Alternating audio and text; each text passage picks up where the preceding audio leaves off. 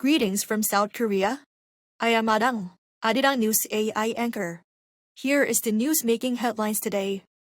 President Lee Jae-myung began his state visit to Italy with summit talks with Italian President Sergio Mattarella in Rome on Thursday.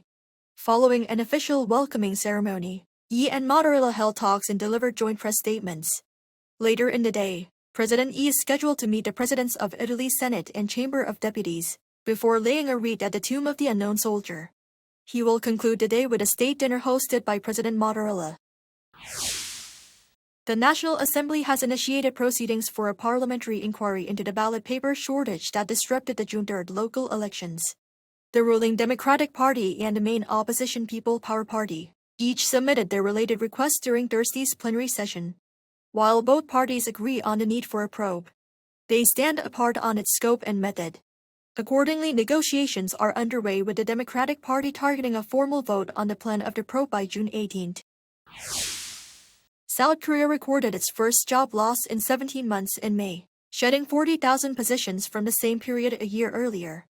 The decline is heavily attributed to the prolonged war in the Middle East, which has driven up raw material costs and severely impacted the domestic manufacturing sector, which lost 140,000 jobs. The agriculture sector shed 121,000 positions.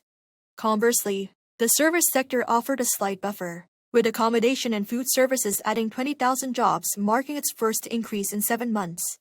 Youth employment remains weak, with the employment rate for those aged 15 to 29 falling to 43.8%. Korea's privacy regulator has fined e-commerce giant Coupang 624.7 billion won, or some $408 million. According to the Personal Information Protection Commission on this Thursday, the fine includes $270 million for the breach of personal information of over 37 million customers, and more than $130 million for the unauthorized tracking of online user activity and related violations.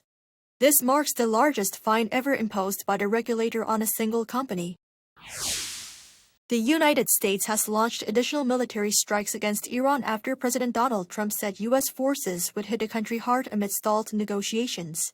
U.S. Central Command announced that the launches began around 5 p.m. on Wednesday Eastern Time. Describing them as a series of self-defense strikes, the U.S. did not disclose the specific locations or facilities targeted, though the Defense Secretary had earlier indicated that key Iranian facilities could be among the targets. Iran's president dismissed Trump's threats as a sign of U.S. frustration rather than strength, and vowed to withstand any pressure through national unity. Its foreign ministry added the overnight attacks violated the 2-month-old ceasefire, calling it practically meaningless. That is all from me today. Thank you for watching.